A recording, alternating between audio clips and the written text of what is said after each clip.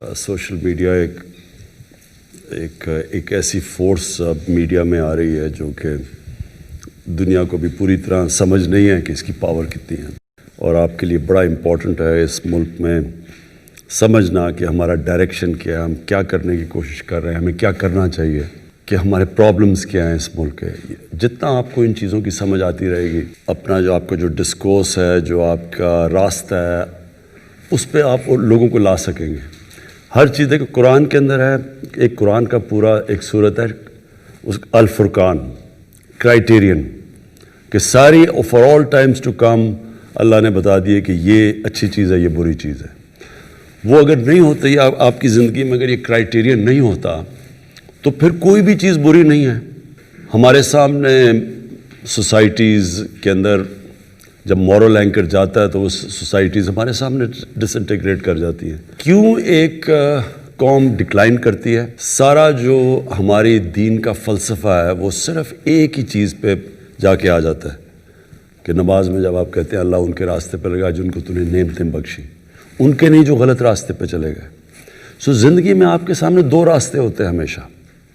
نماز کا مقصد ہی یہ ہوتا ہے کہ آپ کی چوائسز ٹھیک ہوں۔ ہر وقت آپ کنفرنٹڈ ہوں گے دو چیزوں سے۔ ایک لگتا ہے بڑا اچھا راستہ ہے، آسان راستہ ہے، شارٹ کٹ ہے، اس سے پیسے بن جائیں گے لوگ، اور دوسری طرف مشکل راستہ لگتا ہے۔ لیکن وہ جو دوسرا جو مشکل راستہ ہوتا ہے، جس طرح قرآن میں ہے کہ کئی چیزوں کو جن کو تم اپنے لیے اچھا سمجھتے ہو وہ بری ہیں، اور جن کو بری سمجھتے ہو وہ اچھی ہیں۔ سو یہ بیسکلی آپ کی چوائسز ہوتی ہیں۔ تو یہ نیشن بھی غلط چوائسز کر لیتی ہے۔ جس طرح مولانا رومی نے ایک دفعہ کہا نا کہ قوم مرتی، کسی نے پوچھا کیسے قوم مرتی ہے، تو انہوں نے کہا جب ایک قوم اچھے اور برے کی تمیز ختم کرتی ہے وہ ڈکلائن کر جاتی ہے۔ مورل کولیپس پہلے ہوتا ہے، پھر اکنامک کولیپس ہوتا ہے۔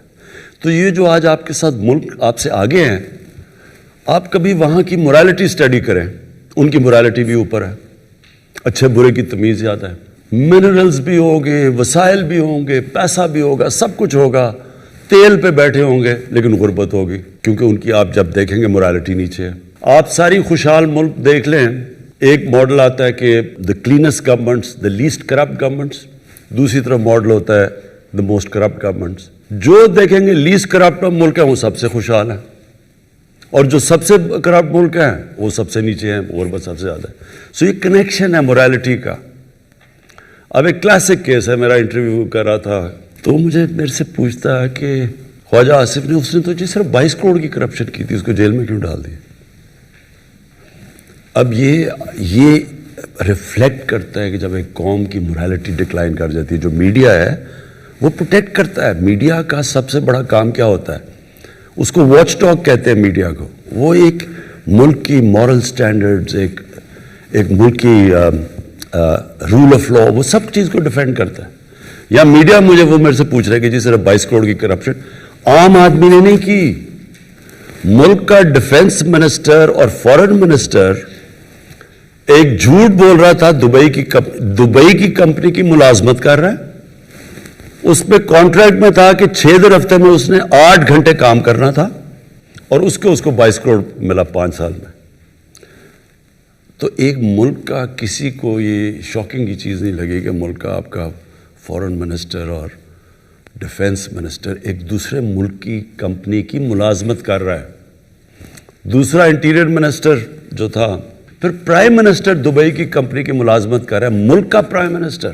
یہ جب شوق نہیں ہوتا تو اس کا مطلب یہ ہوتا ہے کہ ہماری جو مورل سٹینڈرڈز ہے وہ نیچے چلے گئی ہیں، اور یہی وجہ ہے کہ آج پاکستان ایک مقروض ملک ہے۔ سو آپ نے سب سے پہلے چیز یہ یاد رکھنا کہ یہ جو میں بار بار ان کو کہتا ہوں کہ میں NRO نہیں دوں گا، اس کا مطلب کیا ہے؟ میری تو زندگی بڑی آسان ہو جائے میں ان کو NRO دے دوں۔ انہوں نے ایک دوسرے کو NRO ہی دیا ہوتا نا، تو انہوں نے جب 10 سال میں ملک کے قرض 4 گنا زیادہ بڑھے تھے تو کوئی کسی کو تو نہیں پوچھ رہا تھا کہ یہی نیب تھی جو آج کہہ رہے قانون بدلو۔ نیب بھی ان کو نہیں تنگ کر رہی تھی، کیونکہ اب ملا کے چوری کر رہے تھے۔ تو آج اگر یہ کر دیں تو ایشو تو ختم ہو جاتا ہے، میرے تو بڑے آرام سے زندگی گزر سکتی ہے۔ لیکن پاکستان کی تباہی ہے۔ جنرل مشرف نے ان دونوں لوگوں کو NRO دیا، میں نے دونوں دفعہ اپوز کیا اس کو. اس نے جب ان کو NRO دیا اپنے آپ کو بچانے کے لیے, اس کو بھی یہ ڈر لگ گیا کہ میری کرسی نہ چلی جائے. اس کا جو ڈیمیج ہوا ہے پاکستان کو, وہ نتیجہ آج یہ ہے کہ ہم مر کے جو سارا ٹیکس اکٹھا کرتے ہیں, آدھا وہ ٹیکس چلا جاتا ہے ان کے لیے ہوئے قرضوں کی قسطوں کے اوپر. ملک کیسے چل سکتا ہے؟ پھر کہتے ہیں جی سڑک نہیں ٹھیک, یہ نہیں ٹھیک, وہ نہیں سی, اسکول نہیں, ٹیکس کلچر بھی نہیں, کیونکہ ساری لیڈرشپ ٹیکس چوری کرتی تھی. خواجہ آصف کا وہ کہہ رہا تھا, نواز شریف اور یہ احسن اقبال کا, بیسکلی اقامہ یہ لے رہے تھے منی لانڈرنگ کے لیے. کیونکہ جب آپ اقامہ لے لیتے ہیں تو جو بھی اس بینک اکاؤنٹس میں وہاں دبئی میں یا سعودی عربیہ میں پیسہ ہوتا ہے, وہ پھر پاکستانی نیشنل نہیں سمجھا جاتا, وہ دبئی نیشنل یا سعودی سمجھا جاتا ہے, تو ہم وہ ریٹریو نہیں کر سکتے پیسہ, تو اس لیے یہ کام لیتے تھے. سو بیسکلی ملک کا پرائم منسٹر اور 2 میجر منسٹر جب اس ملک کی خود منی لانڈرنگ کر رہے ہیں, یہاں سے پیسہ چوری کر کے باہر بھیج رہے ہیں اور فکٹیشس اکاؤنٹ سے واپس لے کے آ رہے ہیں شاپنگ کے لیے, باقی اصل پیسہ تو باہر ہے, تو اس کے بعد یہ باقی کس کو روک سکتے ہیں؟ میں آج پرائم منسٹر اور میرے وزیر جب کرپشن کرتے ہیں ملک تباہ ہو جاتا ہے. جو ڈیولپنگ ورلڈ ہے, اس ساری ڈیولپنگ ورلڈ میں آپ جا ایک کسی کی بھی ڈیپتھ پہ چلے جائیں, ان سارے ملکوں کے پرائم منسٹر اور ان کے وزیر چوری کر کے, ان سب کے بڑے بڑے محلات ہیں انگلینڈ کے اندر اور نیو یارک میں اور یہ دبئی میں, یہ سارے وہ لوگ ہیں جو کہ اپنے ملک کے, جن کا کام ہے rule of law uphold کرنا, وہی کرپشن پہ لگے ہوئے ہیں, ٹیکس کی چوری بھی لگے ہوئے ہیں, پیسے بھی لگے ہوئے ہیں. سو یہ ایکچولی ملک کا یہ چل رہا ہے اس وقت. یہ بہت ڈیفائننگ مومنٹ ہے آج پاکستان کا. ساری گیم یہ چل رہی ہے کہ کیا ہم گھٹنے ٹیکتے ہیں ان سارے مافیا کے سامنے, یا ہم سٹینڈ لے لیتے ہیں, اور یا یہ تھریٹن کریں گے, بلیک میل کریں گے, ملک کو گرا دیں گے. سو بیسکلی ان نٹ شیل یہ گیم ہے. جو بھی چیز ہوتی ہے, الیکشن رگڈ ہے, ہم الیکشن نہیں مانتے, کوئی ثبوت نہیں دیے. آج ٹرمپ کہہ رہا ہے کہ میں نہیں مانتا, ان کا میڈیا کہتا ہے کہ but he has not given any proofs. وہ مانتے ہی نہیں ہے. جب آپ کہہ میں الیکشن نہیں مارتا, ہم نے جب کہا تھا کہ ہم الیکشن 2013 میں, ہم پہلے سارے فورمز پہ گئے, الیکشن کمیشن میں, ٹرائیبیونلز میں, سپریم کورٹ میں, پارلیمنٹ میں, پھر ہم نے پوری ایویڈنس جمع کی. جو 4 حلقے ہم نے کہا تھا کہ ایز اے سیمپل وہ کریں, تو ان کے اوپر پوری ایویڈنس لے کے آئے, اور پھر وہ جب عدالت میں گئے 4 حلقوں میں دھاندلی ثابت ہوئی. انہوں نے ابھی تک ایک چیز نہیں ہمیں بتائی کہ جی کوئی ایویڈنس ہے کرپشن کی. سو پہلے وہ بھی بلیک میل کی طریقہ تھا, ان کو بھی پتا الیکشن ٹھیک ہوا ہے. پھر انہوں نے کووڈ کے اوپر پوری کوشش کی. پہلے انہوں نے کہا لاک ڈاؤن کر دو, جس طرح ہندوستان کی مثال دے رہے تھے کہ اس طرح کا لاک ڈاؤن کر دو. پتا تھا کہ لاک ڈاؤن ہوتا تو یہاں لوگوں نے بھوکے مر جانا تھا. جب نہیں کیا تو ساروں نے تنقید کی, اسمبلی میں بولتے رہے. جب سیکنڈ ویو آیا اور ہم ان کو کہہ رہے ہیں کہ اس وقت نہ اپنے جلد سے جلوس کرو, انہوں نے جلد سے جلوس شروع کر دیا. فیٹف کے اندر ان کی وجہ سے ہم گرے لسٹ میں تھے, ہم نے تو انہیرٹ کیا. اب ان کو پتا تھا کہ اگر فیٹف کی ہم بلیک لسٹ میں چلے جاتے ہیں, ملک پہ سینکشنز لگ جاتی ہیں, تو انہوں نے اس کے اوپر بلیک میل کیا. فیٹف کا نیب کی آرڈیننس کو چینج کرنے میں کیا کنیکشن تھا؟ تو فیٹف کو انہوں نے استعمال کیا NRO لینے کے لیے. اوور کانفیڈنس میں ہو کے لکھ ہی دیا کہ یہ 34 سکے چینج کرو 38 میں سے, تو تب ہم فیٹف پہ ووٹ دیں گے. انٹرسٹنگ چیز یہ ہے کہ اتنے بے شرم ہیں. آصف زرداری کو نواز نے جیل میں ڈالا تھا 2 دفعہ, ہم نے نہیں ڈالا تھا. سارے کیسز ان دونوں کے دور میں ایک دوسرے پہ بنے ہوئے ہیں. ان کے اوپر انٹرنیشنل میڈیا نے ان کے اوپر کوریج جو ان کی پڑھ کے دیکھ لیں آپ, تو خیر بڑی ایزلی آپ گوگل کر سکتے ہیں کہ ان کے اوپر کتنی وہ کیپٹلز اکیلیز ہیل میں ان کے اوپر کیا کہا گیا. اور وہ جو BBC کی 2 ڈاکیومنٹ زرداری اور نواز پہ ہیں, تو ان کی کرپشن تو انٹرنیشنلی ڈاکیومنٹڈ ہے. اس کے باوجود اب دونوں اکٹھے ہو گئے صرف اور صرف ایک چیز کے لیے کہ پریشر ڈال رہے ہیں. اور فضل الرحمان 1992 کے بعد پاور میں سے نکلا ہی نہیں ہے کبھی. وہ سارا پہلی دفعہ ہم جس طرح کہتے ہیں نا کہ اسمبلی ڈیزل کے بغیر چل رہی ہے, یہ پہلی دفعہ ہے, کیونکہ 2018 تک تو یہ ہمیشہ پاور میں رہا. تو یہ سارے جمع ہوئے ہیں obviously for one thing, اور اس کے لیے آپ کا بہت بڑا رول ہے, کیونکہ یہ ڈیفائننگ مومنٹ ہے پاکستان میں. انشاءاللہ یہ جو ہم اور پبلک یہ انڈر ایسٹیمیٹ کرتے ہیں پبلک کو, انہوں نے سمجھا بڑی پبلک نکلائے گی, ان کے ساتھ بڑی دنیا نکلائے گی. تو دنیا تو نکلتی ہے حکمرانوں کی کرپشن کے خلاف.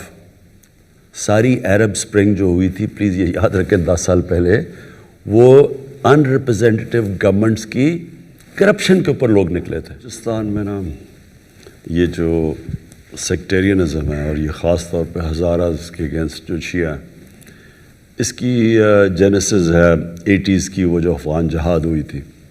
افغان جہاد کے اندر انفارچونیٹلی یہ جو ملیٹنٹ سیکٹیرینزم ہے یہ شروع ہوئی تھی. اس سے پہلے سیکٹیرینزم تھی لیکن ملیٹنٹ نہیں تھی. تو یہ بڑا انفارچونیٹ ہے کہ وہ گروپس بن گئے 89 کے بعد، جب وہ امریکنز گئے یہاں سے افغانستان سے، یعنی یہ جو ختم کر کے سوویٹس نکل گئے، تو وہ انفارچونیٹلی وہ جو ملیٹنٹ گروپس تھے وہ رہ گئے. اور یہ انہوں نے بڑا نقصان پہنچایا پاکستان کو. آئی مین ناٹ جسٹ دیر، ساری جگہ، لیکن یہ پرٹیکولرلی یہ جو ہزارہ کمیونٹی کو انہوں نے ٹارگٹ کیا، شیعہ کمیونٹی کو.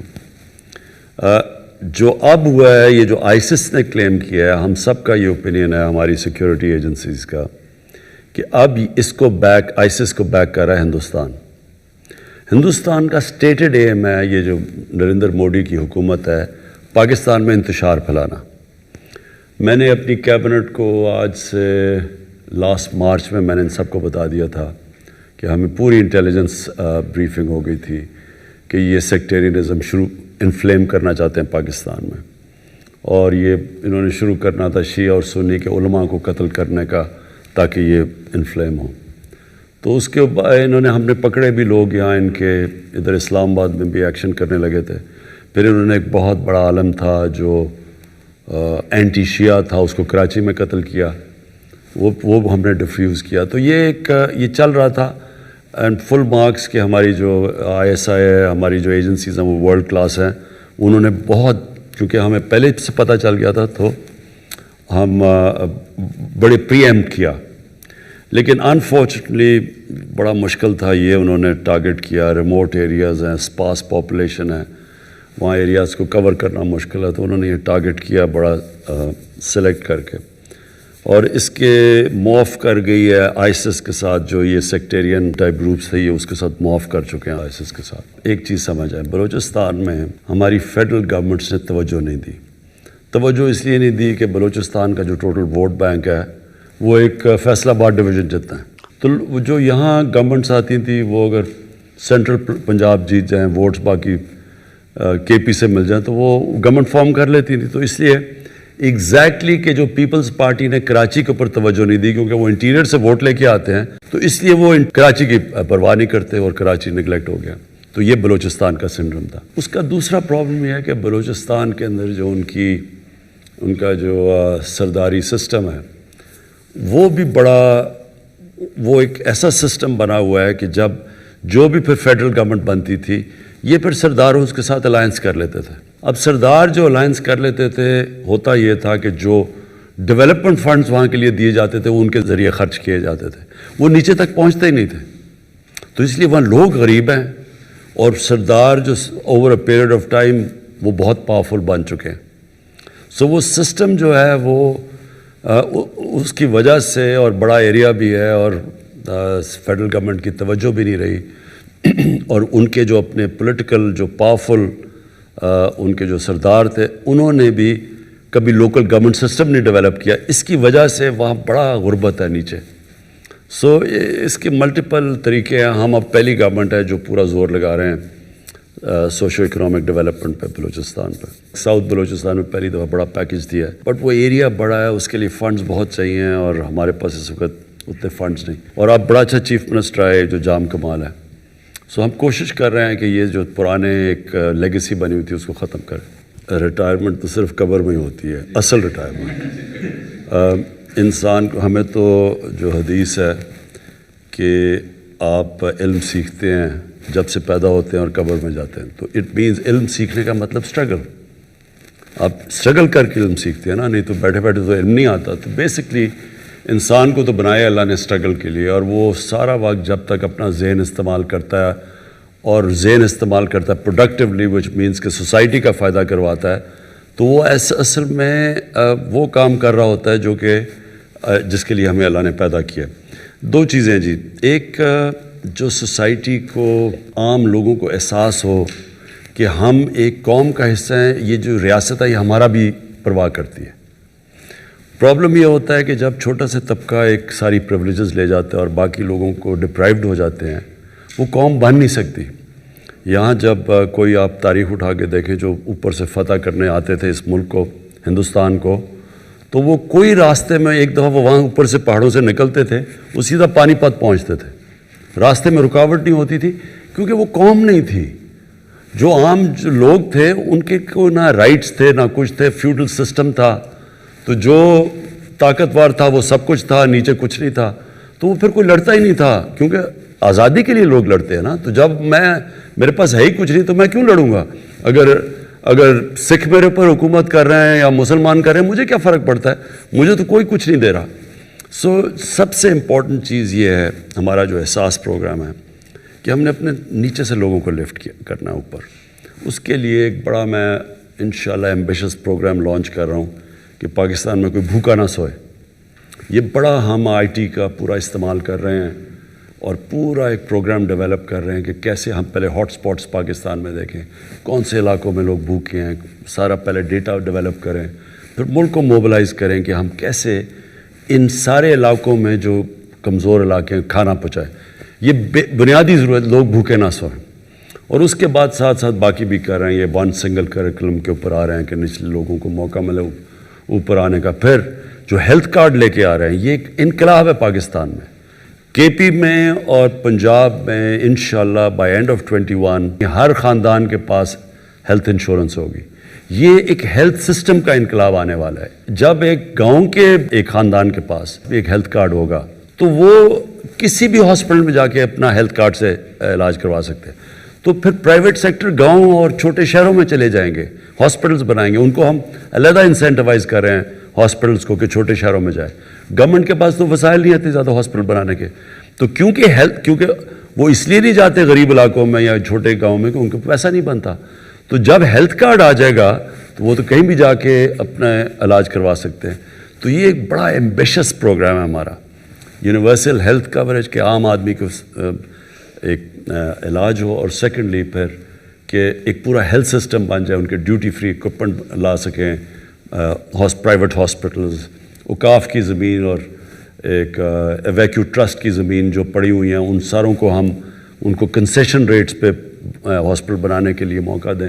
تو وہ ایک پورا ایک ہیلتھ ایجوکیشن ون سلیبس، اس کے بعد یہ جو یہ کھانا، اور پھر جو نیا پاکستان ہاؤسنگ ہے وہ اب لیٹ اس لیے ہوا کہ فورکلوجر لا انفارچونیٹلی عدالت میں پھنسا ہوا تھا. وہ جب تک وہ نہیں آتا گورنمنٹ بینکس لینڈ نہیں کرتے. یہاں تو کوئی کانسیپٹ ہی نہ، کیش ہے تو گھر بناؤ، کیش نہیں ہے تو آپ گھر ہی نہیں بنا سکتے. ایک مزدور بھی انسٹالمنٹس کے اوپر اپنا گھر بنا سکتا ہے. ہماری انشاءاللہ یہ ہاؤسنگ بہت بڑی کیمپین ہے یہ جو اٹھنے والی ہے. فائنلی جو میں آپ کو بات کہتا ہوں کہ دیکھیں، ہر انسان کے لیے کوئی نہ کوئی رول ماڈل ہوتا ہے. جب بڑے ہو رہے ہوتے ہیں، جب اپنے آئیڈیاز ہم کر رہے ہوتے ہیں کہ میں کیا بننا چاہتا ہوں، تو میرے تصور ہوتا ہے کوئی رول ماڈل ہوتا ہے. بٹ ایکچولی جو اچیورز ہوتے ہیں، اسپورٹس میں ہوتے ہیں، کہیں بھی دنیا میں بن جاتے ہیں رول ماڈلز، پھر ان کو کاپی کرتے ہوئے انیشلی اس طرح دنیا چلتی ہے. اللہ ہمیں کہتا ہے قرآن میں کہ جو ہمیں ہمارا رول ماڈل ہونا چاہیے وہ نبی صلی اللہ علیہ وسلم. وہ کیوں ہیں؟ کیونکہ دنیا کی تاریخ پہ کسی انسان نے وہ اچیو نہ کیا ہے نہ کر سکتا ہے. تو وہ ان کے جو فیسٹس ہیں، ان کی پرسنالٹی کے، جو مدینہ کی ریاست تھی وہ ایکچولی ان کی سنت تھی. انہوں نے وہ جو سیٹ اپ کیا، سپریم پاور بن گئے دنیا کی، اور وہ بھی ثابت کیا کہ وہ قوم جس کے پاس کوئی حیثیت ہی نہیں تھی. منگولینز بھی دنیا میں بڑی تیزی سے چھا گئے تھے، لیکن وہ 100 سال کے بعد وہ ختم ہو گئے تھے. یعنی وہ آہستہ آہستہ وہ اور قوموں میں ان کا کلچر ہی ختم ہو گیا تھا.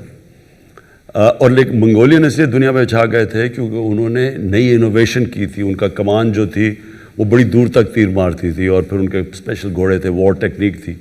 ان کا تو تھا ہی کچھ نہیں، انہوں نے تو کوئی انوویشن نہیں تھی. رومن ایمپائر اور پرشین ایمپائر تھا.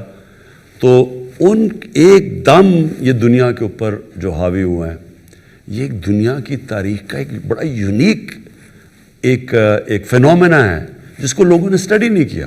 میں حیران ہوں کہ کبھی یہ نہیں اسٹڈی کرتا، کیونکہ وہ مغرب تو نہیں اسٹڈی کرے گا اس کو، کیونکہ ان کے تو انٹرسٹ نہیں ہے.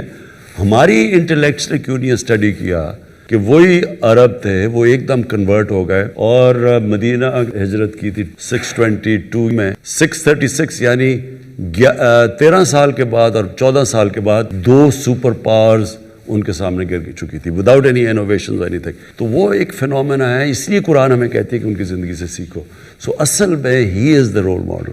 جو آپ ابھی بات کر رہے ہیں نا, کیریکٹر بلڈنگ میں آپ جتنی ان کو اسٹڈی کریں گے, آپ وہ اچھا وہ جو دنیا میں ملک وہ چیزیں اڈاپٹ کرے گا وہ اوپر چلا جائے گا. جو بھی قوم وہ پرنسپلز پہ چلے گی وہ اوپر آ جائے گی. دیکھیں جو ٹیکس مشینری ہے نا ہماری, وہ انفارچونیٹلی اب میں کیا ورڈ استعمال کروں, کرپٹڈ ہے, بہت کرپٹڈ ہے. اور وہ ہوئی ہے کرپٹڈ جب ایک ملک میں, جب میں شروع میں آپ سے بات کی تھی کہ جو مورل اتھارٹی ہوتی ہے وہ اوپر سے نیچے آتی ہے. سو نبی صلی اللہ علیہ وسلم نے مدینہ کے اندر ساری جو ویلیو سسٹم اوپر لے گئے تو سب چینج ہو گئے. تو جب آپ کے پاس یہ ٹوٹ بٹوٹ آ جائیں زرداری اور نواز شریف, تو سارے ملک کی مورالٹی کولیپس کر جاتی ہے.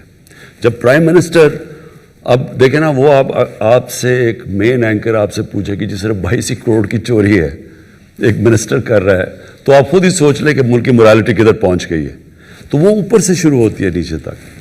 سو ٹیکس سسٹم نے بھی, کیونکہ سب سے یہ امپورٹنٹ ہے, تو اس نے بھی افیکٹ تو ہونا تھا.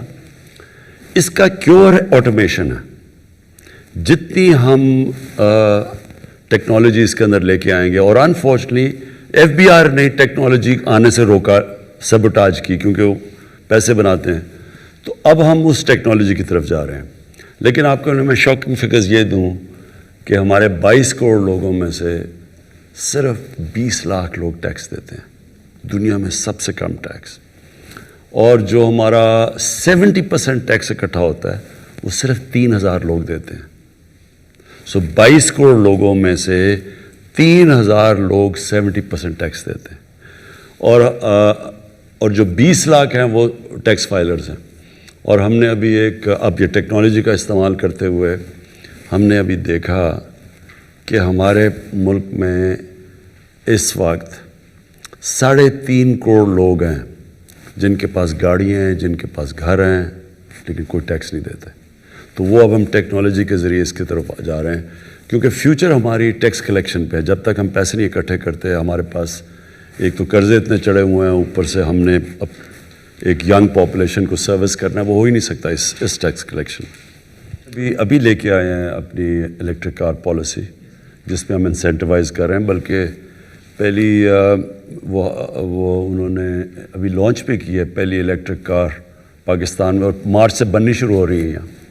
سو فیوچر یہ بالکل, دیکھیں ہمارے جو بڑے شہر ہیں ان کے اندر اس وقت پولوشن ایک ڈینجر لیول سے زیادہ اوپر چلی گئی ہے.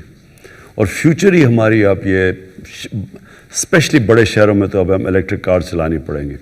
اور انگلینڈ میں تو انہوں نے فیصلہ کر لیا 2030 میں ساری گاڑیاں الیکٹرک ہوں گے. تو وہ دنیا تو اس طرف جا رہی ہے. اللہ کا شکر ہے اس وقت ہمارے کافی لوگ انٹرسٹڈ ہیں, بڑی کمپنیز انٹرسٹڈ ہیں پاکستان میں سیٹ اپ کرنے کے لیے پلانٹس. تو یہ بڑی پازیٹیو چیز ہو رہی ہے, بڑی دیر کے بعد اچھی کمپنیز آ رہی ہیں. اب ہم کوشش یہ کر رہے ہیں کہ ہم بیلنس رکھیں, کیونکہ جو آٹو موبائل کے اندر انویسٹمنٹ ہے, اور اگر ہم کوشش کر رہے ہیں کہ پوری گاڑی یہاں بنے, انجن بھی, صرف اسمبلیز نہ ہوں, تو اس کے ساتھ جو ریلیٹڈ انڈسٹریز ہیں وہ بہت زیادہ ہیں, اور وہ بڑی امپلائمنٹ بھی پرووائڈ کرتی ہیں, اور وہ ہمارے موقع مل جاتا ہے کہ ہم اس کے ساتھ ساتھ اور بھی بہت چیزیں کریں اگر انجن بننا شروع ہو جائیں. لیکن ہم یہ بھی, اب ہماری پالیسی پہلی گورنمنٹ پاکستان میں آئی ہے جس کی انوائرمنٹ کے اوپر کوئی پالیسی پہلے تو کوئی پرووائڈ نہیں کرتا تھا انوائرمنٹ کی. تو اس کے اندر اب ہم جس طرح دیکھ رہے ہیں آگے ٹرینڈز, ہمیں بالکل افیکٹ کرتا ہے. ہمارے شہروں میں جس لیول کی پولوشن پہنچ گئی ہے, ہمارے پاس الیکٹرک, کم از کم شہروں میں الیکٹرک وہیکلز لانی پڑیں گے, اور ان کو انسینٹیوائز کریں گے. دیکھیے جب تک آپ چیز یہ سمجھیں گے نہیں نا پاکستان کا پرابلم تھا کیا اور اب تک گورنمنٹ کدھر پہنچی ہے, وہ ایکچولی جب تک آپ وہ پرابلم سمجھیں گے نہیں, بڑا مشکل ہے لوگوں کو ایکسپلین کرنا. کیونکہ انفارچونیٹلی اپوزیشن کی اتنی زبردست, انہوں نے پہلے دن سے کیمپین چلائی ہوئی ہے کہ ملک تباہ ہو گیا. ملک تو تباہ ہو گیا تھا جب ایک ملک کا ریکارڈ خسارہ ہو, یعنی ریکارڈ پاکستان کا فسکل ڈیفیسٹ ہو, ریکارڈ کرنٹ اکاؤنٹ یعنی بیرونی خسارہ, ریکارڈ بورڈ ڈیفیسٹ ہو, اور پھر ریکارڈ قرضے ہوں. تو وہ ملک کے تو حالات برے ہیں نا. آپ سمپل یہ لیں کہ اکنامک جارگن ہوتی ہے، fiscal deficits, micro economics, but simple لے لیں کہ ایک ملک ایک گھر کی طرح ہوتا ہے. سمپل یہ سمجھنا، آپ کو لوگوں کو سمجھانا کہ گھر کے اندر اگر آپ کو کوئی گھر چھوڑ کے جائے اور اس کا سب سے زیادہ خسارہ چھوڑ جائے، اور وہ سارا وقت گھر پاس کبھی کوئی لوگ پیسے مانگنے آ رہے ہیں، کوئی کرایہ دار آ رہا ہے، کوئی سبزیوں والا آ رہا ہے، تو اس کے پاس اس کی آمدنی کم اور خرچہ زیادہ ہو، تو وہ کیا کرے گا شارٹ ٹرم میں؟ کوئی بھی دنیا کے اندر گھر، کوئی بھی ملک بڑے مشکل وقت سے نکلے گا. ہمارے سچویشن میں کوئی بھی دنیا میں ملک ہو، وہ کیا کرتا تھا؟ پہلے سکویز کرے گا اپنے خرچے. جب آپ خرچے سکویز کریں گے تو ابھی آپ نے عام آدمی کی بات کی، تکلیف تو ہوگی. جب بھی ایک معاشرے میں، اب کووڈ میں تکلیف ہوئی، دنیا میں کووڈ آیا، کس نے مار کھائی؟ غریب لوگوں نے مار کھائی. ہمارے ملک میں نہیں، سارے امیر ملکوں کے بھی غریب آدمی نے مار کھائی. آج امریکہ جیسے ملک کے اندر لائنیں لگی ہوئی ہیں لوگوں کی کھانا لینے کے لیے، تو امریکہ جیسے ملک میں غریب آدمی وہاں بھی کچلا گیا. سو جب آپ ایک معاشرے میں جب سکویز کرتے ہیں خرچے، سب سے پہلے تکلیف نچلے آدمی کو ہوتی ہے. کیونکہ مثلا غریب جب آپ سکویز کریں گے، آپ کی اپنے خرچے کم کریں گے، ڈیمانڈ کم کریں گے، نوکریاں سے لوگوں کو نکالیں گے کیونکہ کمپنیز کے اندر ڈیمانڈ چلی جائے گی، تو جب آپ سکویز کرتے ہیں اپنے خرچے تو بیسکلی سانپ آ جاتا ہے.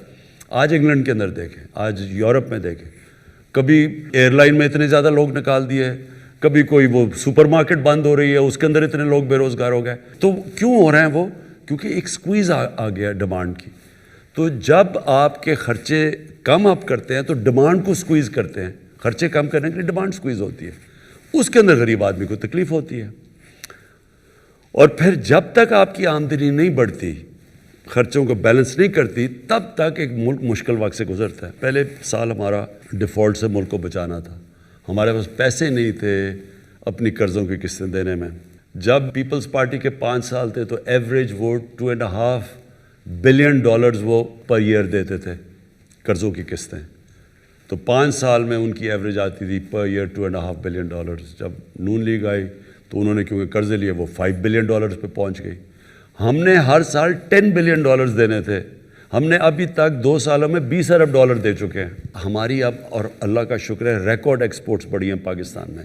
تو جب تک ہماری ایکسپورٹس اور ریمیٹنسز نہیں بڑھتی، اور وہ بڑھ رہی ہیں، تو وہ تب تک ایک ملک میں سکویز آیا ہوا ہوتا ہے. بنگلہ دیش اور ہندوستان کی ایکسپورٹس نیچے گری ہوئی ہیں، ہماری ریکارڈ 18% بڑھ گئی. سو ہم اس سے تیزی سے نکلے ہیں، لیکن لوگ ابھی بھی سفر کر رہے ہیں، کیونکہ جو ساری سروس انڈسٹری ہے دنیا میں سفر کر رہی ہے. ریسٹورنٹس بند ہوئے ہوئے تھے، وہ سفر کر رہے ہیں، شادی ہال بند ہیں، وہ سارے لوگ افیکٹ ہوتے ہیں کووڈ کی وجہ سے. ایک چیز آپ نے یاد رکھنی ہے کہ اپوزیشن نے کیا کہ پہلے بینکرپٹ کر کے چھوڑ گئے ملک، پھر پہلے دن سے کہا کہ ملک فیل ہو گیا اور کہا جی لوگ بڑی مشکل میں ہیں. لیکن ہم انفارچونیٹلی ایکسپلین نہیں کر سکے کہ لوگوں نے تو مشکل سے گزرنا تھا. اب جو اللہ کا کرم ہے اس ملک پہ خاص، اس نے ہماری بڑی مدد کی اس مشکل وقت میں کہ ہماری آج ایکسپورٹس رائز کر رہی ہیں، ہماری کنسٹرکشن انڈسٹری ٹیک آف کر گئی ہے. جب سیمنٹ سیلز اوپر جانی شروع ہونا، اس کا مطلب آپ کی کنسٹرکشن چل پڑی ہے. ریکارڈ سیمنٹ سیلز ہیں. ہماری گاڑیاں بکنی شروع ہو گئی، جس کی وجہ سے گاڑیوں کے اوپر وہ اب پریمیم آ گیا کیونکہ ڈیمانڈ زیادہ، سپلائی کم ہے. موٹر سائیکل تو 92 کے بعد فل کیپیسٹی پہ ہماری ٹیکسٹائل چل رہی ہے. تو یہ بڑا ایک پازیٹیو سائن. یہ جو پاکستان فوج کے خلاف زبان استعمال کر رہے ہیں، یہ پاکستانی فوج کو یہ کہنے کی کوشش کر رہے ہیں کہ آپ ایک الیکٹڈ گورنمنٹ کو گرا دیں، اور پھر یہ ساتھ کہہ رہے ہیں کہ اگر پاکستانی فوج نہیں گراتی تو فوج کو کہہ رہے ہیں کہ جنرل باجوہ کو گرا دیں. وہ جو نواز شریف بیسکلی یہی کہہ رہا ہے نا کہ فوج کو کہہ رہا ہے کہ باجوہ کو اور ISI چیف کو گرا دو. یہ کبھی میں نے اپنی زندگی میں، کبھی میں نے پاکستان میں سویلین گورنمنٹ کے دوران کسی کو فوج کو اٹیک کرتے ایسے نہیں دیکھا. یہ کبھی نہیں ہوا. پہلے مارشل لاز کے دوران ہوتا ہے، جب مشرف تھا تو اٹیک کرتے تھے فوج، کیونکہ مشرف آرمی چیف بھی تھا، پریزیڈنٹ بھی تھا. ضیاء کو کرتے تھے، لیکن تب میڈیا کے اوپر کلیم ڈاؤن تھا. لیکن کبھی ایک سویلین، ایک الیکٹڈ گورنمنٹ کے دور میں اٹیک کرنا اٹس انہرڈ آف. اور ان کی کوشش کیا ہے کہ فوج کے اوپر اتنا پریشر ڈالیں، اس کو اتنا مجبور کریں کہ وہ گورنمنٹ کو گرا دیں، کیونکہ وہ ڈیسپریٹ ہو. پہلے انہوں نے سمجھا گورنمنٹ گر جائے گی، پہلے وہ 2 مہینے 3 مہینے 4 مہینے جب گورنمنٹ سروائیو کر گئی ہے تو اب وہ یہ ڈیسپریشن کی اینڈ ہے کہ جب GHQ چلے جائیں گے. یہ اپنے اطمینان رکھ لو کہ ان کی ساروں کی ٹریٹمنٹ ہونے والی ہے. پنجاب کی بیوروکریسی میں ہمیں شروع میں بڑے پرابلمز آئے کیونکہ ایک 30 سال سے 35 سال سے ایک پارٹی بیسکلی وہاں پریویل کر رہی تھی. ایون اگر مشرف کا دور بھی تھا تو ایکچولی تھی تو PMLA نہیں نا, وہی لوگ تو وہی تھے سارے جو کہ پریویل کر رہے تھے. تو اس سے یہ ہوا کہ نیچے تک پولیس اور بیوروکریسی پولیٹیسائز تھی. ہم جب KP کے اندر جب ہماری گورنمنٹ آئی تو حالانکہ ANP صرف 5 سال سے پاور میں تھی, لیکن اس کے باوجود 2 سال لگے بیوروکریسی کو رسپونڈ کرنے میں ہمارے ساتھ, کیونکہ شروع میں ہمیں بھی پرابلمز آئے ان کے ساتھ, کیونکہ ان کی پینیٹریشن ایفیلیشن ہو جاتی ہے نا بیوروکریٹس کی, اوپر پروموشنز آ جاتی ہیں پولیٹیکل بیسس پہ, وہ پھر ان کی لائلٹیز چینج ہو جاتی ہے. لیکن یہ ٹھیک ہو جائے گا. یہ تھوڑا ہمیں پرابلمس ہیں اور آئی ہمیں. جب بیوروکریسی سے اب انٹریکشن ہوتا ہے تو آپ کو پتہ چلتا ہے کہ کس کی کیا کوالٹی ہے. تو اس لیے فریکوینٹ چینجز بھی ہوتے ہیں. مجھے کہتے ہیں جی اس کو چینج کر دیا, اس کو چینج کر. چینج تو جب تک ہمیں آپٹیمم پرفارمنس نہیں ملے گی چینجز تو ہوتے رہیں گے. لیکن مجھے زیادہ کانفیڈنس ہے جو اب خاص طور پہ پنجاب کی بیوروکریسی ٹھیک چل رہی ہے, اور ریفارمز بہت لے کے آ رہے ہیں, ہم لے کے بھی آئے ہیں. چھوٹی چھوٹی ریفارمز آتی رہتی ہیں کہ کیسے ہم اس کو جو بیوروکریٹک سٹرکچر ہے اس کے اب انکریزنگلی اسپیشلائزیشن کے اوپر ان کو جانا چاہیے. دنیا میں بیوروکریسی اسپیشلائز کر رہی ہے, ہمارے ابھی جرنلسٹ ہیں. اب مثلا IT کا سبجیکٹ ہے, اس کے لیے عام بیوروکریٹ نہیں اس کو سنبھال سکتا, اس کے لیے اسپیشلسٹ چاہیے. اسی طرح اور بھی ایریاز ہیں. ایگریکلچر ہے, اس میں بھی ہمارے پاس جو ٹیکنالوجی اتنی آ گئی ہے ایگریکلچر میں, ہمارے پاس وہ کوالٹی نہیں ہے لوگوں کی. تو وہ ہم جا رہے ہیں اس طرف ریفارمز پہ. 2021 میں تو 2 ریزولوشنز ہیں, وہ میں نے کہا بھی تھا. ایک کوئی بھوکا نہ سوئے بائی دی اینڈ آف 21, اس کے لیے پوری جو تیاری کر رہے ہیں, اور ایک بڑا زبردست پروگرام اس کے لیے بنا رہے ہیں کبھی, اور انشاءاللہ یہ میرے خیال میں دنیا میں ہمیں لوگ فالو کریں گے اس پروگرام کے اوپر. اور وہ یہ پناہ گاہ اس کا حصہ ہے, کبھی کوئی کانسیپٹ نہیں ہے پناہ گاہ کا, یہ بھی ہماری انشاءاللہ انٹرنیشنل لیول پہ ایکنالج کی جائیں گی. اور سیکنڈلی جو ہیلتھ کارڈ ہے کہ ہر غریب گھرانے کے اندر پاس, ہر گھرانے میں ایک ہیلتھ کور ہو, تاکہ وہ سب سے زیادہ بے بسی ایک انسان کو ہوتی ہے کہ جب اس بیماری ہو اور ان کے پاس پیسہ نہ ہو علاج کا. شوکت خان ہم اسی پریمیسز پہ بنا تھا. کینسر کا علاج سب سے مہنگا ہے, تو جو عام آدمی ہے وہ افورڈ ہی نہیں کر سکتا, تو ادھر سے میں نے شوکت خان. تو اب یہ اگلا پہنچ گیا کہ یونیورسل ہیلتھ کوریج. میری رول ماڈل بھی نبی صلی اللہ علیہ وسلم ہے, اور وہ جو مدینہ کی ریاست ہے وہ ایک ماڈل ہے ہمارے لیے for all times to come. یہ جو چینج آتا ہے نا, change is a process, it is not a switch کہ آپ نے آن کیا تو چینج آ گیا. ایک پروسیس ہوتا ہے, ایک جد و جہد کا نام ہے. اس میں ایک سٹرگل چاہیے. جب بھی ایک معاشرے کے اندر چینج آتا ہے وہ معاشرہ سٹرگل کرتا ہے اس کے لیے. اگر آپ کسی خیال اتنی پولیس آ جائے گی کہ سارے لوگ رشوت لینے بند کر دیں گے, ایسے نہیں ہوگا. لیکن معاشرہ رشوت بند کروا سکتا ہے. جب ایک قوم فیصلہ کر لیتی ہے نا کہ ہم نے یہ ہمارے ویلیوز ہیں, پھر چینج آتا ہے معاشرے میں. قرآن کی آیت ہے, اللہ کہتا ہے کبھی میں کسی قوم کی حالت نہیں بدلتا جب تک وہ قوم خود اپنی حالت بدل کی کوشش نہ کرے. یہ بڑی امپورٹنٹ چیز ہے سمجھنے کی. کرپشن تب ختم ہوتی ہے ایک معاشرے میں جب ایک معاشرے کرپشن کو ان ایکسیپٹیبل کر دیتا ہے. یہ نہیں کہتا کہ جی صرف 22 کروڑ کی ہے. سنگاپور ہمارے سامنے ہے, میری زندگی کے اندر وہ چینج ہوا ہے. ہوا کیا کہ mid 60s کے اندر لی کوان یو آ گیا, آؤٹ اسٹینڈنگ ان کا پرائم منسٹر, ایماندار تھا خود. تو اس نے آہستہ آہستہ وہاں اپنی اسٹینڈرڈ سیٹ کی, کرپٹ پریکٹسز ایکٹ لے کے آیا. انہوں نے ایک سٹنگ منسٹر کو کرپشن میں پکڑا تو لوگ ڈر گئے. پھر ایک فضا بنا دی سنگاپور میں کہ اس کے 15 سال کے رول کے بعد جب ایک منسٹر پکڑا گیا کرپشن میں تو اس نے خودکشی کی, کیونکہ اس کو پتا تھا سنگاپور میں اب میری زندگی ختم ہو گئی ہے. سو جب معاشرہ ایک کرپشن کو ان ایکسیپٹیبل کر دیتا ہے تب ختم ہوتی ہے. لا انفورسمنٹ اکیلی سے نہیں ختم ہوتی. معاشرہ جب ریئلائز کرتا ہے کہ جب ایک معاشرے میں کرپشن آتی ہے تو یہ سارے معاشرے کو تباہ کر دیتی ہے. ایک کینسر ہے جو پریزیڈنٹ شی جن پنگ ہے, اس کی جو سب سے بڑی چیز ہے, یہ بڑا پاپولر آدمی ہے, اس کی جو سب سے بڑی پاپولیرٹی کی وجہ ہے کہ 7 سالوں کے اندر 450 وزیروں کو اس نے جیلوں میں ڈالا ہے کرپشن پہ. سو یہ اگر ایسے نہیں اوپر جا رہی چائنا, انہوں نے کلیم ڈاؤن کیا ہے. پاکستان کے اندر جو پروسیس ہے چینج کا شروع ہو گیا ہے. لوگ ریئلائز نہیں کرے چینج تو شروع ہو گیا. چینج تو شروع ہوا ہے جب کہ سارے بڑے بڑے ملک کے ڈاکو جیلوں سے اندر باہر جا رہے ہیں. یہ پہلے تو کوئی نہیں جا رہا تھا. پہلے تو کوئی کانسیپٹ, کیا پہلے یہ چوری نہیں کر رہے تھے؟ جب 4 گنا قرضہ بڑھا تھا تو کوئی ان کو پوچھ نہیں رہا تھا. آج ان ساروں کے چکر لگ رہے ہیں, نیب کے باہر کوئی اندر جا رہا ہے, کوئی باہر آ رہا ہے. اور اس کے علاوہ ایک سٹنگ گورنمنٹ کے 2 وزیروں کو نیب نے پکڑ لیا, حالانکہ ان کی کرپشن ہمارے دور کی نہیں. وہ کہہ رہے جی 12-13 سال یا 15 سال پہلے انہوں نے کچھ کیا تھا, ہمارے دور کی نہیں. پھر پکڑ کے اندر رہا. ایک ملک کے اندر پہلی دفعہ ایک شوگر مافیا, جو سارے ملک کا ٹاپ طاقتور لوگ بیٹھے ہوئے ہیں شوگر انڈسٹری میں, پہلی دفعہ ان کے اوپر انکوائری ہوئی, ان کے کیسز بن گئے, FBI میں کیسز چلے گئے, ان کو FIA میں ان کے ہو گئے. کوئی سوچ بھی نہیں سکتا تھا. تو چینج تو شروع ہو گیا ہے. پہلے تو یہ سمجھے پاکستان میں ہوا کیا ہے.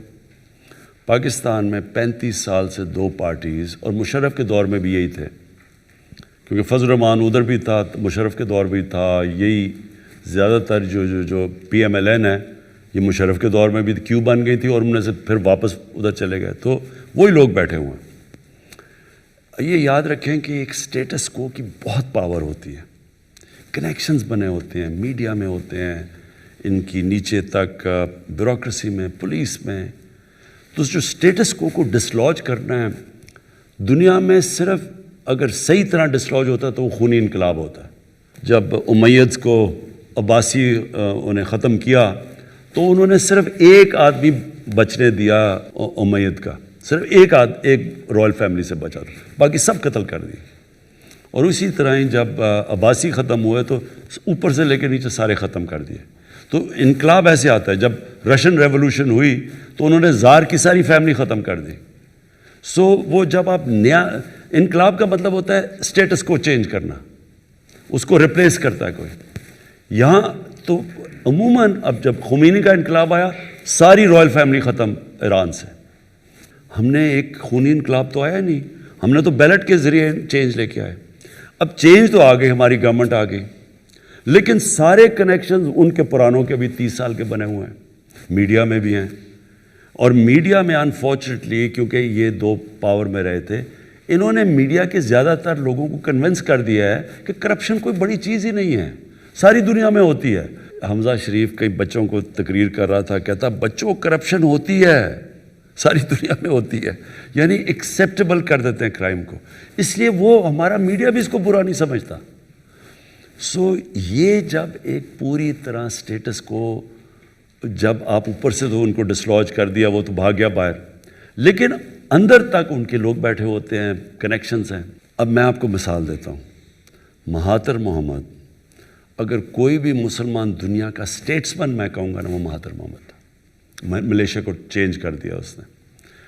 $500 یا $600 پر کیپٹا تھی جب وہ آیا, $9,000 پہ چھوڑ کے گیا. مہاتر محمد گیا, وہاں ایک نواز شریف آ گیا نجیب کے نام پہ, اس نے جا کے کرپشن شروع کر دی, پیسے بنانے, منی لانڈرنگ. اینڈ میں وہی ملیشیا جو اوپر چھوڑ کے گیا تھا وہ مقروض ہو گیا, قرضوں میں گر گیا. اور مہاتر محمد کو سارے, وہاں 1 پارٹی سسٹم تھا, وہی ایک ہی پارٹی بیٹھی ہوئی تھی. ایک دوسری پارٹی بنائی اور انہوں نے مہاتر کو ہیڈ کروایا, اور انہوں نے اس کو شکست دے دی. جو مہاتر, جس پارٹی کا مہاتر خود تھا اور چھوڑ کے گیا تھا, اس سے دوسری پارٹی ایک مہاتر نے بنائی, اور اپنی پارٹی جس کا وہ کرپٹ آدمی تھا اس کو شکست دے دی. 2.5 سال میں انہوں نے واپس اس کو گرا دیا. مہاتر جیسے آدمی کو سٹیٹس کو نے اس کو شکست دے دی, وہ نہیں چل سکا وہاں. یعنی اس سٹیچر کا آدمی بھی, کیونکہ وہ سارے اسی پرانی پارٹی کے نیچے تک سارے کنیکشنز بنے ہوئے تھے, یہ نئے لوگ وہ نہیں کوپ کر سکے, واپس آ گئے وہی. اور ساری جو عرب سپرنگ ہوئی تھی, جو ساری عربوں کے اندر 10 سال پہلے ایک ملک کے اندر لوگ نکلے تھے باہر سوشل میڈیا کی وجہ سے, وہ ساری ریورس ہو گئی. ساری جگہ وہ لوگ واپس آ گئے. وہ مصر میں ہوئی, وہ پھر وہی سیٹ اپ واپس آ گیا. یہ یاد رکھیں, یہ آسان نہیں ہوتا. جب آپ ایک سٹیٹس کو کا مقابلہ کرتے ہیں تو وہ لوگ پہلے دن سے گرانے پہ لگے ہوئے ہیں, پہلے دن سے کہہ رہے ہیں کہ یہ گورنمنٹ آج گئی تو کل گئی, اب گرائیں گے, اب آ گیا, وہ پہلے دھرنا تھا وہ فیل ہوا, پھر یہ. کیونکہ ان کے انٹرسٹ یہ, ان کو پتہ ہے کہ اگر ہم کامیاب ہو گئے, ان کی ہمیں دکانیں نہیں بند سیاسی. جس طرح کے پی کے اندر ہم جب 5 سال کے بعد کامیاب ہوئے ساری پرانی پالیٹکس اڑ گئی. تو یہ اب وہی ڈرے ہوئے ہیں کہ ہم 5 سال لاسٹ کر گئے، یہ ہمیشہ کے لیے گئے. اس لیے یہ پورا زور لگا رہے ہیں اس کو گرانے کے لیے. اس لیے یہ پورا میڈیا کے اوپر آنسلاٹ آتا ہے ہر روز. ایک چیز ہو جاتی ہے وہ سارا میڈیا شور مچا دیتا ہے. او عمران خان نے کہہ دیا کہ جی ہماری تیاری نہیں تھی، ہم یہ نہیں تھے وہ نہیں. حالانکہ کام میں نے کچھ اور تھا، تیاری نہیں تھی. سارا میڈیا اسی کا یہ پلان کر کے ہو رہا ہے سب کچھ. پاورفل سٹیٹس کو ہے لیکن انشاءاللہ یہ ہار جائیں گے. اس کا یہ ہے کہ ثانیہ ایک پی ایچ ڈی ہے، ایک اس کی پڑھی لکھی عورت ہے اور اپنے سبجیکٹ کو صرف پاکستان نہیں ایک انٹرنیشنلی اس کا بڑا اس میں بہت بڑا تجربہ ہے اس کا سوشل ورک کے اندر. ٹیکنوکریٹ کر سکتے ہیں چیزیں.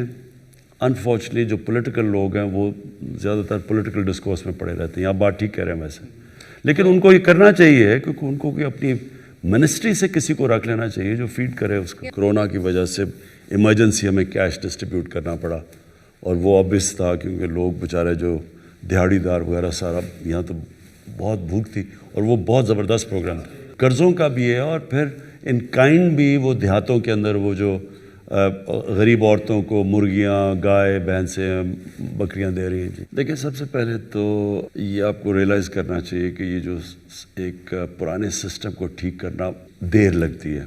میں آپ کو مثال دیتا ہوں. ہم نے شوکت خانم پشاور کو 3.25 سال میں سیٹ اپ کیا اور وہ آج جوائنٹ کمیشن انٹرنیشنل جو کہ ایک ایکریڈیٹیشن ایجنسی جو دنیا میں انٹرنیشنل لیول کے ہاسپٹلس کی سرٹیفیکیشن کرتی ہے، وہ آپ کے ملک میں آتی ہیں، آپ کی پوری آڈٹ کرتی ہیں. تو اس وقت صرف 2 ہاسپٹلز 2 شوکت خانم ہیں جن کو سرٹیفیکیشن ملی ہوئی ہے جوائنٹ کمیشن انٹرنیشنل کی، اور ایک آغا خان ہے اور ایک الشفا ہے. صرف 4 ہاسپٹل ہیں پاکستان میں جن کو اگر دنیا کے میپ میں سمجھا جاتا ہے انٹرنیشنل سٹینڈرڈ. تو وہ جو انٹرنیشنل سٹینڈرڈ کا دوسرا کینسر ہاسپٹل وہ صرف 3.25 سال میں ہم نے بنایا ہے اور آج اس کو مل چکی ہے. وہ اس کے as opposed lady reading hospital ہے، ہم اس کے اوپر 7 سال سے کوشش کر رہے ہیں. ابھی تک ہم اس کو اس لیول پہ نہیں لا سکتے کیونکہ جو پرانے ہاسپٹل کو ٹھیک کرنا اور اس کے سسٹمز کو ٹھیک کرنا وہ بہت مشکل ہے. نیا آج آپ نئی پولیس فورس سیٹ اپ کر سکتے ہیں، کوالٹی کی بن جائے گی آپ کی. موٹر وے پولیس بعد میں بنی تھی، موٹر وے کی سٹینڈرڈ اور ہے. باقی پاکستان کی پولیس جو پرانی چلی آ رہی ہے اس کو لیے مشکل ہے زیادہ. سو یہ یاد رکھنا کہ جب آپ ایک سسٹم کو ٹھیک کرنے کی کوشش کر رہے ہوتے ہیں اس میں ٹائم لگتا ہے. 1993 میں ایک لاہور ہائی کورٹ نے رپورٹ منگوائی تھی ایگزیکٹلی جو آپ نے میرے سے بات پوچھی ہے کہ پولیس میں کیوں یہ ایشوز ہیں. لاہور ہائی کورٹ نے پوچھا کہ پنجاب پولیس میں کیوں ایشوز ہیں. تو اس وقت کے جو آئی جی تھے عباس خان، انہوں نے 92 یا 93 میں ایک رپورٹ دی لاہور ہائی کورٹ میں. اس میں انہوں نے کہا کہ 25,000 یہ شریف تھے تب دونوں، یہ ٹوٹ بٹوٹ جو دونوں تھے، 25,000 انہوں نے پولیس والے بھرتی کیے پنجاب پولیس میں. 25,000 آؤٹ آف میرٹ. ان میں سے زیادہ تر پیسے دے کے وہ پولیس والے بنے. اور پھر اس کی جو ڈیمنگ چیز تھی کہ ان میں نون ہارڈنڈ کرمنلز کو انہوں نے پولیس میں بھرتی کر لیا. یہ 92-93 کی بات ہے. سو جب یہ ہوا پولیس کے اندر تو یہ نہ ایکسپیکٹ کریں کہ ایک دم ٹھیک ہوگا. نیا ہمارا ایک سی سی پی او ہے، لیٹس سی واٹ ہیپن. دیکھیں، جو آپ کی انٹرنیشنل ریلیشن شپ ہوتی ہے نا، وہ ایک ڈائنامک پروسیس ہے، وہ ایک اسٹیٹک نہیں ہوتا، وہ کانسٹنٹلی چینج ہو رہا ہوتا ہے اور اس میں بڑی اور بھی ویریبلز آ جاتے. جو ہندوستان ہے اس سے تو کلیئرلی جب تک وہ کشمیر میں جو انہوں نے کیا ہے آرٹیکل 370 کو ریووک کیا، جب تک اس کو ریسٹور نہیں کرتے بات چیت نہیں ہو سکتی. جو انڈیا میں ایکچولی گورنمنٹ ہے وہ ٹائم بتائے گا. میرے خیال میں سب سے زیادہ اگر ہندوستان کو نقصان پہنچے گا وہ یہ مودی حکومت پہنچائے گی. مور دین کوئی دشمن اتنا نقصان نہیں پہنچا سکتا. لیکن جو ہماری باقی ریلیشن، میرے خیال میں ہماری اس وقت بڑی دیر کے بعد بڑی اچھی ریلیشن شپس ہیں. یعنی امریکہ کے ساتھ ہماری کوئی اب وہ ریلیشن شپ نہیں ہے جو ہمیشہ آرڈر ہوتا تھا جی اب یہ کرو تو وہ کرو، ڈو مور کرو. لوگ ہماری ایک بہت رسپیکٹیبل ریلیشن شپ ہے ان سے بڑی مشکلوں کے بعد. اور ہماری افغانستان کے ساتھ بڑی اچھی ریلیشن شپ ہے. جو گورنمنٹ ہے سارا وقت افغانستان پہلے تو ہمیں بلیم کرتی تھی، آج ہماری ان سے بڑی اچھی انڈرسٹینڈنگ ہو گئی. اور طالبان سے بھی ہم بات یعنی ہم نے یہ ٹاکس کروائی ہیں. ایران سے ہماری بڑی اچھی ریلیشن شپ ہے اس وقت. لیکن سعودی عربیہ سے بھی ہماری کسی سے ایڈورسل ریلیشن شپ نہیں ہے. سب سے ہے کہ تھوڑی کوئی ٹیمپریچر اوپر چلا جائے گا نیچے آ جائے گا, وہ ہوتا رہتا ہے انٹرنیشنل ریلیشن. لیکن کوئی دشمنی کسی سے نہیں ہے ہماری سوائے اس وقت ہندوستان سے, جو کہ پوری کوشش کر رہا ہے پاکستان کو. ہماری ٹرکی سے تو خیر بہت اچھی ریلیشن شپ ہے, اور ایران سے پہلے ہماری اوبیسلی ہماری جو لاپ سائڈ ریلیشن شپ تھی, اس لیے ایران سے بڑی ایک شروع میں اتنی ایسی ریلیشن شپ نہیں تھی جو آج ہے. آج ہماری بڑی اچھی انڈرسٹینڈنگ ہے. پرابلم یہ ہے کہ ایران کے اوپر سینکشنز لگی ہوئی ہیں. اگر ہم ان سے وہ لیول کی ٹریڈ کرتے ہیں ہمارے پہ سینکشنز لگ جاتی ہیں. وہ پاکستان افورڈ نہیں کر سکتا اس وقت. دیکھیں فارن پالیسی میں ایک چیز یاد رکھیں, جو پرائیورٹی ہونی چاہیے وہ اپنا ملک اپنے پیر پہ کھڑا ہو. جب تک آپ اپنے پیر پہ کھڑے نہیں ہوتے آپ کی فارن پالیسی کبھی بھی اس طرح کی انڈیپینڈنٹ اور پاورفل نہیں ہو سکتی جو ایک آزاد ملک کی ہوتی ہے, جو فائنینشلی اپنے پیر پہ کھڑا ہو. سو یہ کی ہے ہماری اس وقت, جو اللہ کا شکر ہے ہمارا جو ملک صحیح طرف جا رہا ہے. ایکسپورٹ اورینٹیڈ گروتھ ریٹ جب تک پاکستان میں نہیں ہوتی, جو کبھی بھی نہیں ہوا. ہم جب آئے تھے امپورٹس 60 بلین کی تھی اور ایکسپورٹس گر کے 20 بلین پہ پہنچ گئی تھی. Biggest ever trade gap. یہ پہلی دفعہ ہے کہ 18% ہمارے پتہ نہیں کتنے سالوں کے بعد گروتھ ایکسپورٹس 18% پہ, اور وہ بڑھی ہیں. تو جب تک ہمارا کوشش ہونی چاہیے کہ پہلے تو اپنے پیر پہ کھڑے ہوں, اس کے بعد آپ کی پھر فارن پالیسی ٹرولی انڈیپینڈنٹ ہوتی ہے. اس سے پہلے آپ کو بڑا کیئرفلی بیلنس کرنا پڑتا ہے. دیکھیں میں نے شروع میں آپ سے بات کی کہ جب آپ کے ٹوٹل ٹیکس کلیکشن آدھی ٹیکس پہلے کم ہو, کیونکہ آپ کو بتایا کہ صرف 3,000 لوگ 70% ٹیکس دیتے ہیں, لوگ تو ٹیکس نہیں دیتے, تو پہلے وہ اور پھر آدھی چلی جائے قرضوں کی قسطوں پہ, تو ملک کے لیے اتنا کم پیسہ کافی نہیں ہے ملک چلانے کے لیے. سو کہیں نہ کہیں کٹس لگتے ہیں, اور انفارچونیٹلی جو ایریا جدھر ہمیں, کیونکہ سارے ایمرجنسیز ایریاز ہوتے ہیں, کہیں لگژری پہ تو پیسہ خرچ نہیں ہو رہا, تو ادھر پھر یہ سفر کرتا ہے ہمارا ایجوکیشن کی ایکسپینشن. میرے خیال میں کہ یہ جو ہمارا پہلا سال گزرا اسٹیبلائزیشن, دوسرا سال ایکچولی کووڈ کی وجہ سے ہم ڈسپائٹ کووڈ ہم سارے ریجنل ملکوں میں سے سب سے بہتر نکل چکے ہیں اکنامکلی. لیکن جب تک یہ جو ہمارا آگے آپ جو جانے کا طریقہ ہے, ویلتھ کریٹ کر کے کنسٹرکشن انڈسٹری کو, ایکسپورٹس کو, آئی ٹی کو, ٹورزم کو, یہ ایک ایسے ایریاز ہیں جدھر بڑا ہم تیزی سے اپنی ویلتھ کریٹ کر سکتے ہیں. اس کا پھر میجر چنک ایجوکیشن کے اوپر لگائیں, کیونکہ ابھی تک ہمارے پاس اتنا پیسہ نہیں ہے جتنا ہمیں ایجوکیشن پہ لگانا چاہیے. ہمارے پاس ہے ہی نہیں. میں آپ کو پھر مثال دے رہا ہوں کہ امریکہ میں $2.8 ٹریلین انہوں نے یعنی 28,000 ارب روپیہ انہوں نے اسٹیمولس دیا ہے, ہم نے 8 ارب دیا ہے. یعنی یہ اتنی بڑی ڈسکریپنسی آپ جب آپ دیکھتے ہیں تو وہ کہیں نہ کہیں ملک تو سفر کرتا ہے, تو ہمارا بڑا زیادہ شیئر جائے گا ایجوکیشن کی طرف. اس وقت یہ بھی بہت بڑا ہینڈی کیپ ہمیں کہ جو کئی ایسے سبجیکٹس تھے جو سینٹرلائز ہونے, جو فیڈرل گورنمنٹ کے نیچے ہونے چاہیے تھے. 18 امینڈمنٹ کے بعد فریگمنٹ ہو گیا سسٹم ہمارا, تو ہم اتنا نہیں کہہ سکتے ہر صوبے کو کہ آپ یہ کریں, کیونکہ وہ صوبہ پھر کہتے ہیں جی میری تو یہ پرائیورٹی ہے, میں ادھر. اس سے تھوڑا ہمیں ایشو ہے. But I agree with you کہ کوئی ملک ترقی نہیں کر سکتا ایجوکیشن کے بغیر.